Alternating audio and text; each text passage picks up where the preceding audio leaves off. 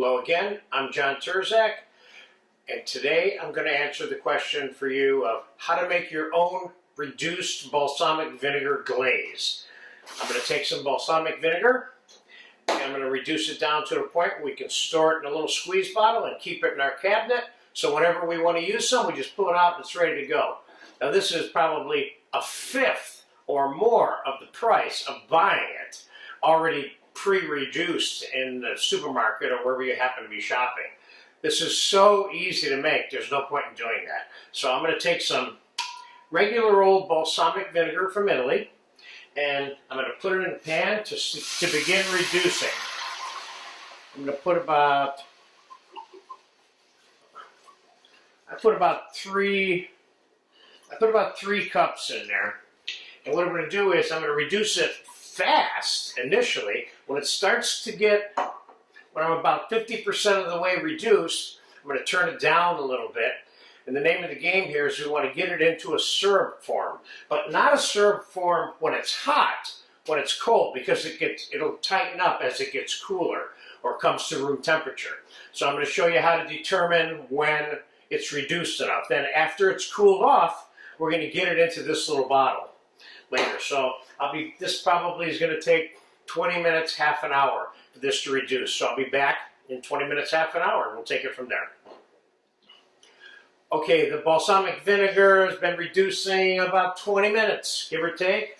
I'm going to show you where the texture is. You see it's a little bit syrupy, but when it gets to be room temperature, it's going to be even a little more syrupy. So here's what we're going to do. We're going to transfer it into this because it has to cool before I pour it into that squeeze bottle.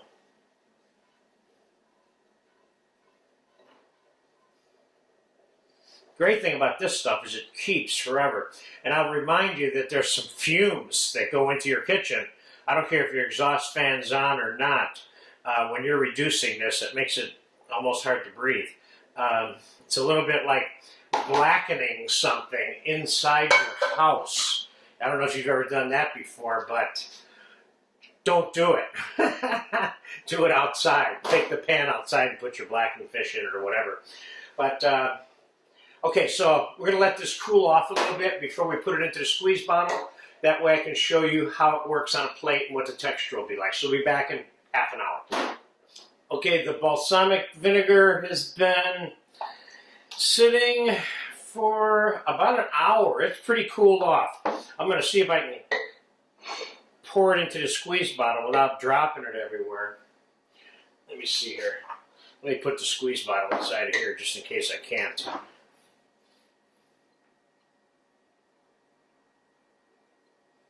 I'm making something that I can put on a lot of different foods and I can store at room temperature for months.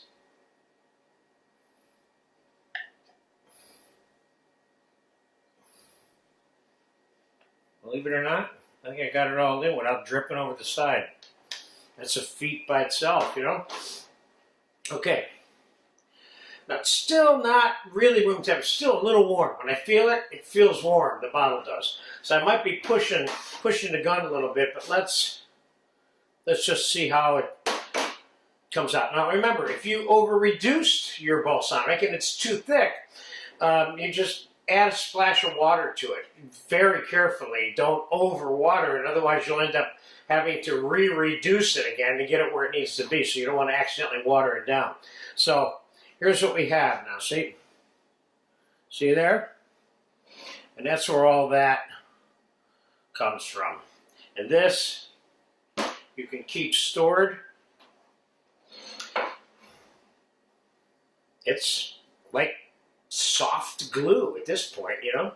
So there you have it. Another small thing, a little thing, one of thousands of little things in the kitchen that make a difference. So that's why this is in the skills class, because it's definitely one of those thousands of things. So enjoy your reduced balsamic vinegar, make it, store it, love it.